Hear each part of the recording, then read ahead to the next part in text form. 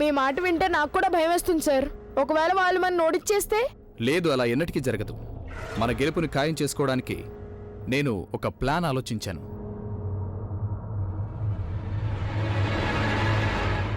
ఏంటా ప్లాన్? అదిగో ఆ ఎదురుగా ఉన్న స్టేజ్ చూడు.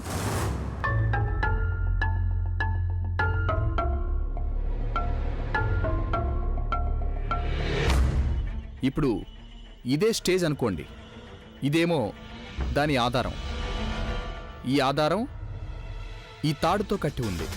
ఒకవేళ మనం ఈ తాడుని కోసేస్తే ఈ వేదిక పడిపోతుంది. భూమ్!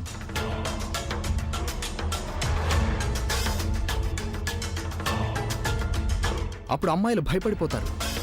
ఆ స్థితిలో ఎవరైనా మంచి పర్ఫార్మెన్స్ ఎలా ఇస్తారు? నేనేమో నా టీంతో కలిసి స్టేజ్కి చాలా దూరంగా ఉంటాను. అప్పుడు ఎవరికీ మన మీద ఎలాంటి అనుమానం రాదు.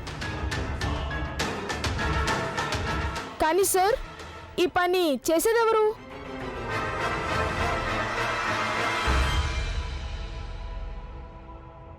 ఆ పని చేయాలంటే ఆ వ్యక్తి ఆ సమయంలో స్టేజ్కి చేరువలో ఉండాలి. బుల్బుల్. బుల్బుల్ కూడా ఆ స్కూల్ పిల్లే. అందువల్ల బుల్బుల్ స్టేజ్ చెంతకు వెళుతుంటే ఎవ్వరూ అడ్డుకోరు.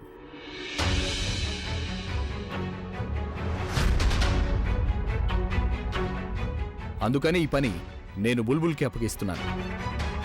మీరు అలా చేయకూడదు సార్. కాంపిటీషన్ అంటే అలా ఉండదు.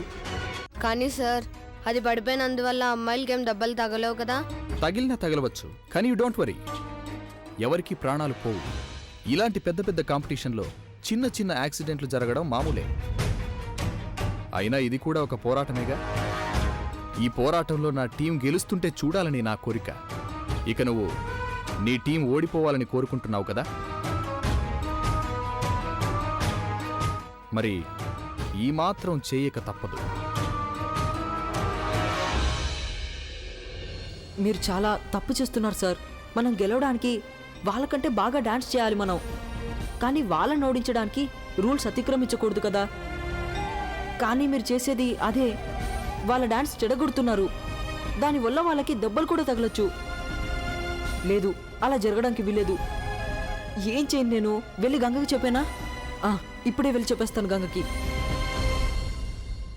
Attention please. కాంపిటీషన్లో పాల్గొనబోయే అన్ని టీములు, అందరూ పిల్లలు స్టేజ్ బ్యాక్కి రావాలి. ఇంకాసేపట్లో కాంపిటీషన్ ఆరంభం అవుతుంది. Let's go.